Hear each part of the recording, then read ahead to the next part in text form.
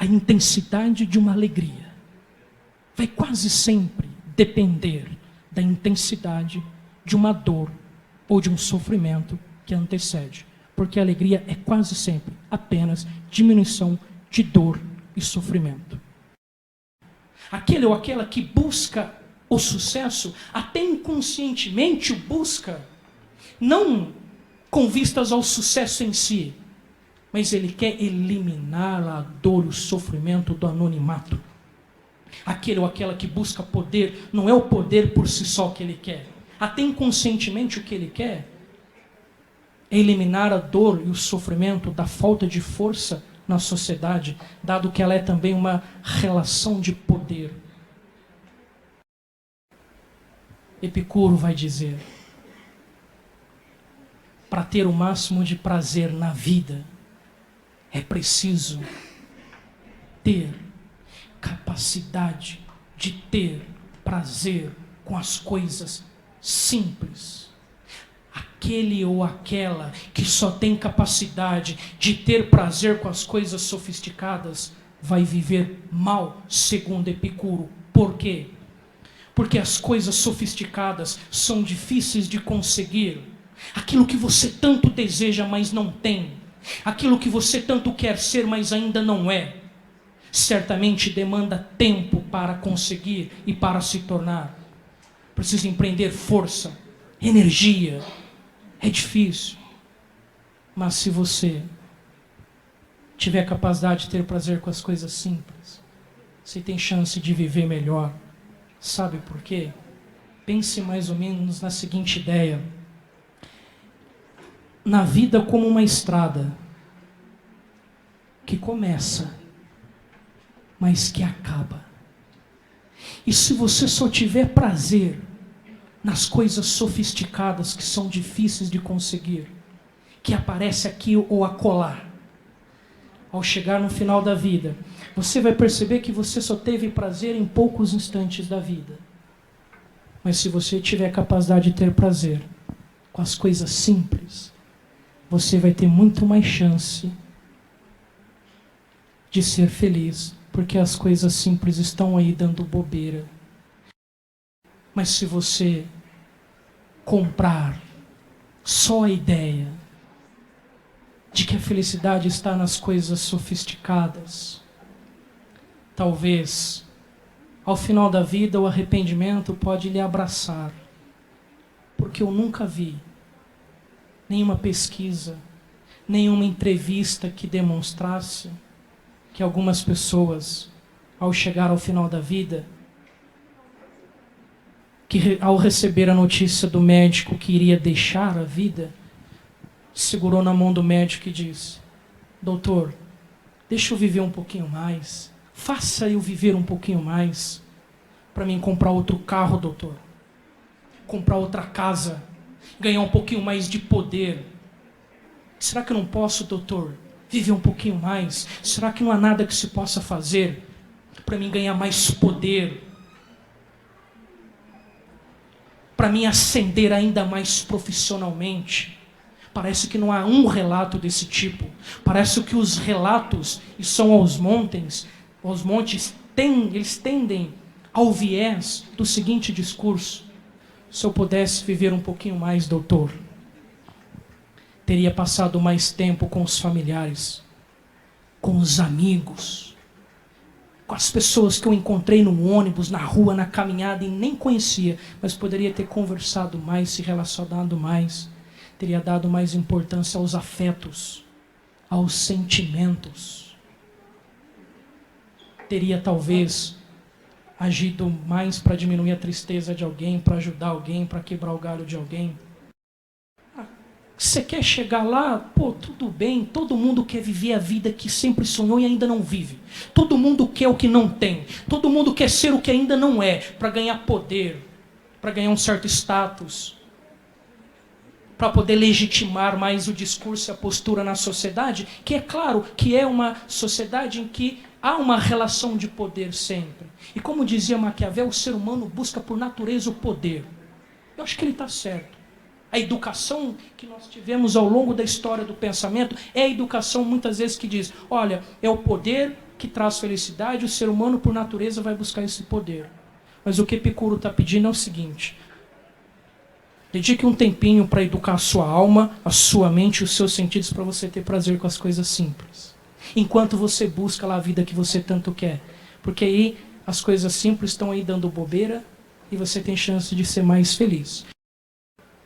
Parece que aquelas pessoas simples, já de idade, lá do sítio, são mais felizes. Talvez porque elas não foram bombardeadas com a seguinte ideia: a alegria está nas coisas sofisticadas.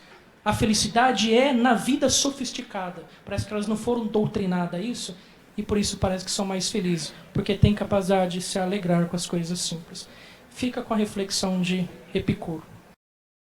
Só que o que nós costumamos fazer, segundo Nietzsche, é passar uma existência inteirinha negando a vida presente, numa postura covarde, ilusória, da espera do futuro, da espera da vida ainda por vir, que nós ainda idealizamos, e que quando irá vir em estado de presente, e certamente não vai caber nela, na vida real, do presente momento, as idealizações que você fez. Isso é muito visível no que a maioria de nós fazemos. Passamos a semana inteirinha negando a segunda-feira, a terça, a quarta, a quinta. Que venha sábado, que venha o domingo, num estado de espera pelo final de semana. Nietzsche vai dizer: horas, o que você tem é a segunda-feira. Viva ela intensamente. Professor, mas a segunda-feira tem tristeza. A segunda-feira tem sofrimento. Mas Nietzsche vai dizer: viver a vida é se relacionar com ela em verdade, com tudo o que ela tem e com tudo o que ela lhe apresenta no presente. A vida se apresenta a você tal como ela é. E cabe a você vivê-la naquele instante intensamente.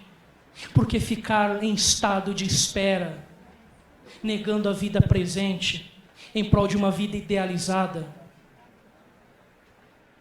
é uma postura na qual você tem tudo para no final da vida receber calorosos abraços do arrependimento. A felicidade só pode acontecer no agora. Ficar negando a vida que você tem à espera de uma vida futura parece ser causa de tantas de nossas tristezas. A proposta de Nietzsche é a seguinte: reconcilie-se com o real, reconcilie-se com a vida tal como ela é. Talvez a equação menos expectativa, mais realidade, pode ser igual a alegria e menos tristeza. Repito, talvez menos expectativas, mais realidade, pode ser igual menos tristeza e mais alegria. Eu vou encerrar com essa reflexão. Pelo amor de Deus, eu peço a vocês, me colocando no lugar de vocês, como se eu mesmo estivesse falando para mim mesmo também. Ficar esperando a vida passar, ficar negando a vida presente em prol de uma vida idealizada no futuro, certamente vai nos fazer, ao final da vida, receber calorosos abraços do arrependimento. Viver a vida, segundo Nietzsche, é vivê-la no seu pacote completo. Se a tristeza vem, viva a tristeza. Se o sofrimento veio, relacione-se em verdade com o sofrimento, viva ele. Fugir da tristeza, fugir do sofrimento, fugir dos problemas, fugir da vida que não é tal como você gostaria que fosse.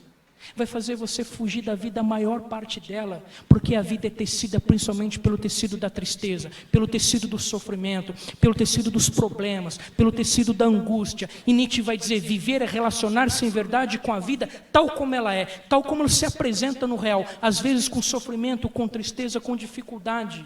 Porque se você viver só a alegria, relacionar-se em verdade só com a alegria, negando o sofrimento, negando as dificuldades, negando as tristezas, você vai negar a maior parte da vida, porque ela é, na maior parte, tristeza, dificuldade, angústia. E eu faço um adendo aqui, parece que o sofrimento é o mais competente dos elementos para alargar a nossa alma. Então eu queria convidar vocês